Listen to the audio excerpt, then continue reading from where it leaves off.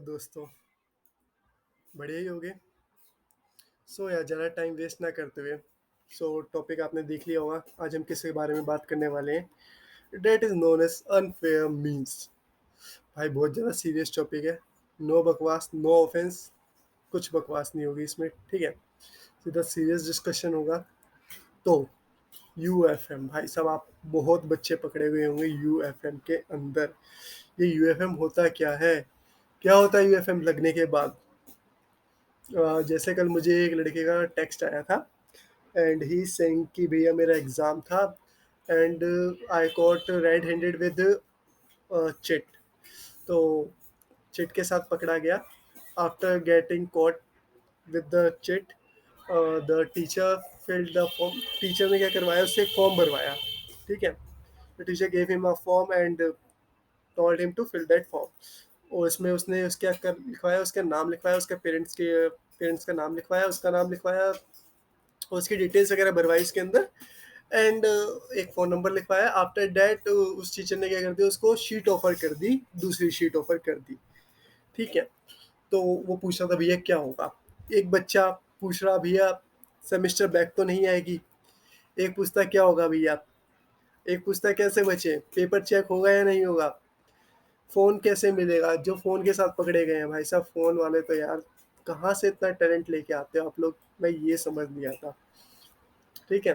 Placement कैसे, अब placement में क्या फ़र्क पड़ेगा? क्या यूएफएम हमारी मार्कशीट के ऊपर लिखा हुआ आएगा? क्या होगा आगे? तो यार बहुत सारे डाउट्स हैं, ठीक है। तो सबसे पहले बताएंगे भाई यार, हम यूएफएम के बारे में बात करते हैं, ठीक है। तो यूएफएम लगता कैसे है? तो यार देखो, सबसे पहले जब आप यूएफएम लगेगा आपका, ठीक है, आपको पकड़ेंगे, ठीक है।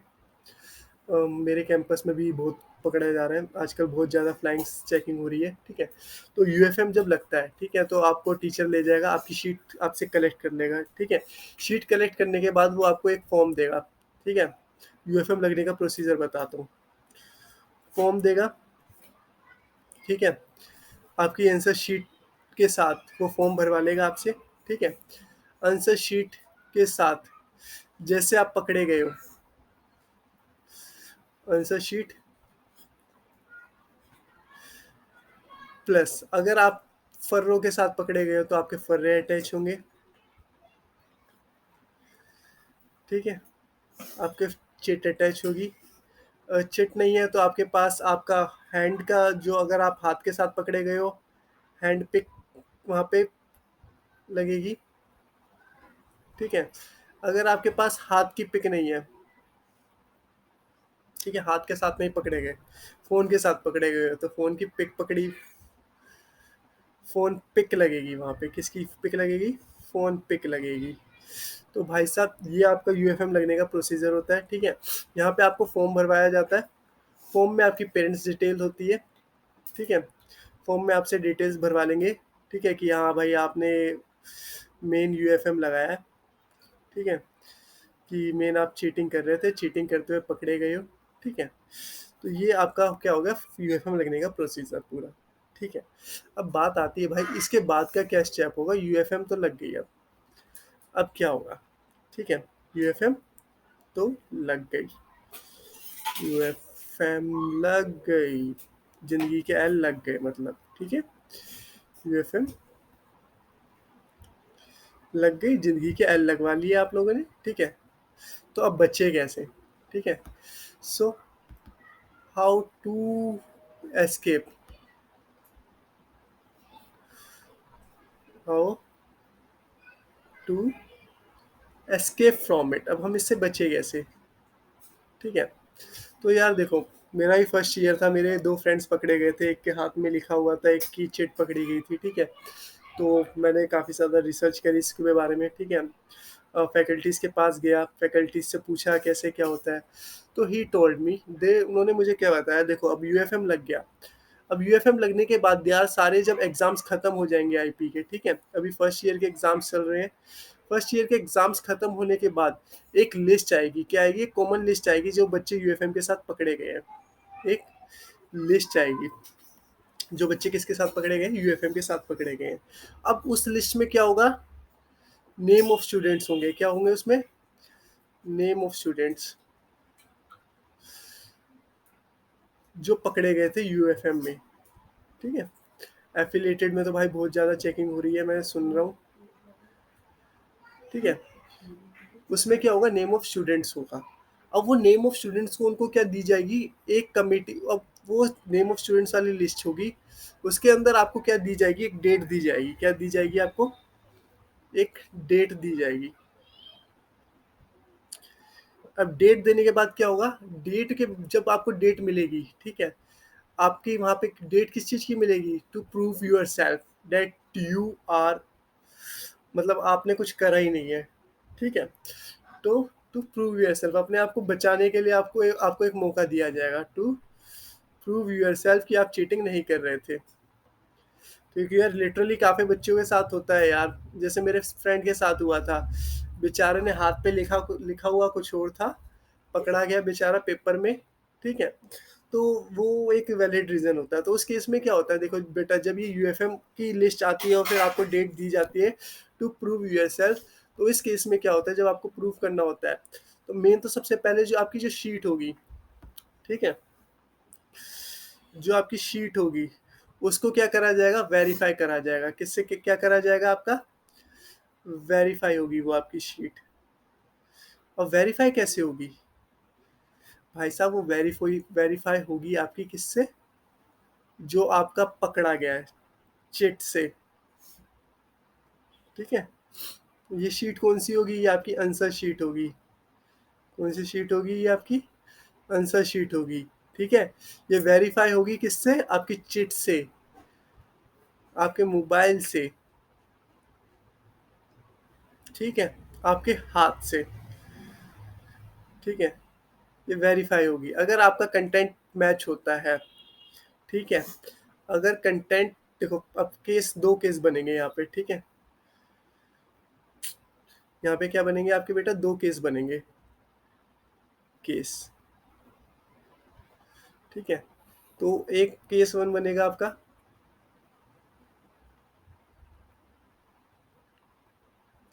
और यहाँ बनेगा केस टू। केस वन बना और केस टू बना।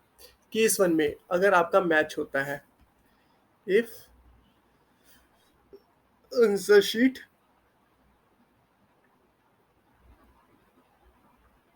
मैच, ठीक है, तो देन बेटा आपकी उस सब्जेक्ट में तो बैक कंफर्म है, ठीक है। तो सब्जेक्ट बैक आ जाएगी आपकी, ठीक है। लेकिन वो उस टाइम आपको कुछ नहीं बताएंगे, वो आपको कब पता चलेगा, जब आपका रिजल्ट आ जाएगा, ठीक है। लेकिन अगर आंसर शीट मैच हो जाती है, ठीक है, आपके फर्रों से, तो सब्जेक्ट बैक आती जाती है, ठीक है। ये हो गया हमारा केस वन। अब आता है हमारा case two. If answer sheet doesn't match, if answer sheet doesn't match,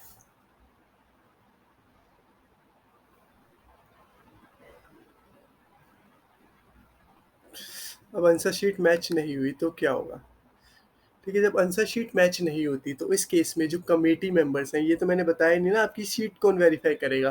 तो यहाँ पे यार आपके कमेटी मेंबर्स होते हैं, कमेटी मेंबर्स होते हैं, जिसमें कॉलेज के क्या होते हैं, हेड होते हैं। कौन होते हैं, कॉलेज के हेड बैठे होते हैं उस कमेटी में, ठीक है। तो कमेटी बैठती है आपकी, वो कमेटी क्या करती है, वेरीफाई करती है, वो आपकी दलीलें सुनती है, ठीक है। इसमें कोई आपके पास वकील नहीं होगा, कोई आपके पेरेंट्स नहीं होंगे, आप लोगों को बुलाया जाएगा अंदर, ठीक है। वो आपकी दलीलें सुनेंगी, ठीक है। दलीलें सुनने के बाद वो अपना क्या मार देंगे, ऑर्डर ऑर्डर करके वो अपना स्टैंप मार देंगे, जो भी उनको करना होगा, ठीक है। आंसर शीट अगर आपकी मैच नहीं करती, ठीक है, फिर आंसर शीट डजंट मैच, तो इस केस में क्या होगा, committee will decide,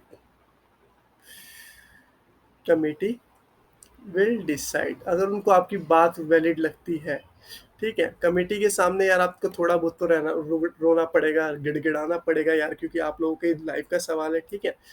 committee depends, ठीक है। तो उनके सामने भाई मैं तो कहता हूँ आप रो जाओ, गिड़गिड़ा जाओ, ठीक है। क्योंकि देखो यार, कमेटी मेंबर्स अगर आपके अच्छे हुए, तो यार वो आप लोगों को छोड़ सकते हैं, ठीक है? और आपका वो सब्जेक्ट बच सकता है सब्जेक्ट बैक आने से, ठीक है? देखो अगर सब्जेक्ट बैक आई, क्या नुकसान होगा? ठीक है, सब्जेक्ट बैक आई, एक तो आपकी मार्कशीट में वो पता चल जाएगा कि आपकी सब्जेक्ट बैक आएगी, क्योंकि वहाँ पे क्या लग जाएगा आपका, मेरे हिसाब से स्टार लग जाता है, ठीक है? स्टार से पता लग जाएगा कि आपकी सब्जेक्ट बैक आई है उसमें, ठीक है? प्लस आपकी 1 साल की फिर मेहनत, 1 साल आपको वेट करना पड़ेगा, 1 ईयर वेट करना पड़ेगा उस सब्जेक्ट के लिए, ठीक है? 1 ईयर वेट करोगे, ठीक है? एक एक्स्ट्रा सब्जेक्ट हो जाएगा, 1 एक्स्ट्रा सब्जेक्ट टू स्टडी, ठीक है? उस एक्स्ट्रा सब्जेक्ट तो हो जाएगा, प्लस उसका इंटरनल भी दो, इंटरनल भी दो उसका, प्लस आपको एक्सटर्नल भी देना पड़ेगा उसका। क्या देना पड़ेगा आपको? एक्सटर्नल भी देना पड़ेगा। तो बेटा क्या हो जाएगी यहाँ पे, दिक्कत हो जाएगी इस केस में, क्या हो जाएगी, दिक्कत हो जाएगी आप लोगों को, ठीक है? इतना पढ़ना पड़ेगा, ठीक है? तो यार मैं तो सजेस्ट करूँगा ना ही ये सब चीज़ यूज़ करा करो, तो वो ज़्यादा बेस्ट है, ठीक है? अगर यूज़ भी कर रहे हो तो थोड़ा सोच संभल के यूज़ करो, ताकि पकड़े ना जाओ, ठीक है? भाई साहब मेरे को बहुत ज़्यादा डर लगता है इन सब चीज़ों से, यूएफएम से, ठीक है? अब देखो फिर दूसरा क्वेश्चन आता है, पेपर चेक होगा या नहीं होगा? तो यार I have consulted person so of my college, so उन्होंने मुझे बताया कि देखो आंसर शीट आपकी चेक हो जाएगी, ठीक है? आंसर शीट चेक होगी, आंसर शीट तो चेक होगी होगी सबकी, जो यूएफएम पकड़ा गया हो या ना पकड़ा गया हो, शीट सबकी चेक होगी, ठीक है? शीट चेक होने के बाद जिस दिन आपकी कमेटी बैठेगी, उस दिन आप लोगों को बुलाया जाएगा उस शीट के साथ। अब वो कमेटी के ऊपर डिपेंड करता है कि वो क्या डिसीजन लेती है। कमेटी ने डिसीजन लिया कि आपको छोड़ देना चाहिए, तो वो आपके मार्क्स क्या हो जाएंगे, वेबसाइट पे अपलोड हो जाएंगे। अगर कमेटी ने चाहा नहीं छोड़ना, तो वो आपकी शीट क्या कर देंगे, कैंसिल करा देंगे, और आपका क्या लगा देंगे, बैक लगा देंगे उस सब्जेक्ट के अंदर, तो आपका बैकलॉग लिखा आ जाएगा, ठीक है? यूएफएम तो यार देखो, अगर आप सामने वाले को, जो भी कमेटी मेंबर है उसको परेशान कर दिया उसने, आपका आपने उस, ठीक है, अगर आप उसके सामने नहीं गिड़गिड़ाए या नहीं कुछ करा है, मतलब गिड़गिड़ाना एज मतलब उस सीन में, उस सेंस में मत लेना, मतलब यू हैव टू यार अपने आप को शो करना पड़ेगा आपको, ठीक है? अपने आप को शो करो वहाँ पे कि यार आप सेफ हो, आपने कुछ नहीं करा। वो करा भी है तो यार सामने वाले से यार सॉरी बोल दो एटलीस्ट, ठीक है? उनको ये मत मना करो कि हाँ मैंने चीटिंग करी ही नहीं, ठीक है? उनको बोलो कि हाँ करी है, थोड़ी गलती से हो गया, ये है वो है, तो ऐसा वैलिड रीज़न दे देना, ताकि वो सामने वाला आपके पॉइंट्स को समझे, ताकि वो आपको छोड़ सके, ठीक है? तो आंसर शीट सबकी चेक होगी, ठीक है? ऐसा नहीं होगा कि किसी की आंसर शीट चेक नहीं होगी, सबकी शीट चेक होती है, लेकिन डिसीजन फाइनल कमेटी का होता है कि what they have to do, ठीक है? अब कल मुझे एक स्टूडेंट का डाउट आया कि उसकी शीट ले ली थी, उसकी शीट ले ली थी, उससे यूएफएम का फॉर्म भरवा लिया, आफ्टर दैट उसे एक और शीट दे दी कि इस शीट में पेपर करो। भाई साहब उस केस में आपको ध्यान रखना है, अगर आपको एक और शीट वो वहाँ दे रहे हैं, प्रोवाइड कर रहे हैं, तो जो आपकी अटेंडेंस शीट है उसके अंदर जो सीरियल नंबर है आप उसको वहाँ पे रजिस्टर करो, उस सीरियल नंबर को भी वहाँ पे ऐड करो, क्योंकि आपको एक और नई शीट मिली है। अगर आप दोबारा से उस शीट में पेपर कर रहे हो, ठीक है, कल उस स्टूडेंट ने यही गलती करी, उसने अटेंडेंस शीट के अंदर उसका सीरियल नंबर ही नहीं लिखा, इट मीन्स वो जो शीट है उस स्टूडेंट की वो अब वेरीफाई नहीं होगी, वो चेक नहीं होगी, चेक हो भी जाती है, ठीक, गलती से नहीं चेक हो भी जाती है, क्योंकि यार देखो सीरियल नंबर मैच होता है अटेंडेंस शीट से, ठीक है? अगर उसका सीरियल नंबर मैच नहीं हुआ तो क्या करेगा बेटा, ठीक है? आंसर शीट में सीरियल नंबर मैच ही नहीं करेगा तो फिर क्या फ़ायदा बेटा, ठीक है? वो तो कहेगा बेटा आपने यहाँ पे फेक शीट एंटर करवा दिया कुछ भी, क्योंकि आपका सीरियल नंबर तो है ही नहीं वहाँ पे वो वाला, ठीक है? तो ये सारी दिक्कत होती है, देखना पड़ता है इन सब चीज़ों को, ठीक है? तो ये थोड़ा बहुत ध्यान रखा करो आप लोग। थर्ड यार अब बात आती है ये फ़ोन वाले बच्चों की, जिनका क्या पकड़ा गया, फ़ोन पकड़ा गया। अब इनका फ़ोन कैसे मिलेगा? पहली बात तो इन जिन जब इनका फ़ोन पकड़ा गया होगा, बेटा यार क्यों ऐसी हरकत करते हो, ठीक है? ऐसी हरकतें मत करा करो। चिट का तो समझ आता है यार, हाथ का समझ आता है, फ़ोन इतने दिलेर, जिंदा दिली चाहिए भाई साहब इसके लिए, ठीक है? तो फ़ोन कैसे मिलेगा? आपका फ़ोन तो पकड़े गया। मेरा एक फ्रेंड था and he is saying me कि उसके आगे एक लड़की बैठी थी, क्योंकि यार लड़कियों के साथ होता है उनकी चेकिंग नहीं होती जल्दी से अच्छी जितना लड़कों की हो जाती है, तो वो लड़की ने अपने सॉक्स में फ़ोन रख रखा था, आईफ़ोन 14 था उसका, एंड बाल आगे करके उसने एयरपोड्स लगा रखे थे कान के अंदर। भाई साहब इतना स्मार्ट वर्क उस लड़की ने, पीछे बिठा रखा है अपना बॉयफ्रेंड, वॉशरूम जाके क्वेश्चन पेपर की फ़ोटो भेज दी है उसने उसको।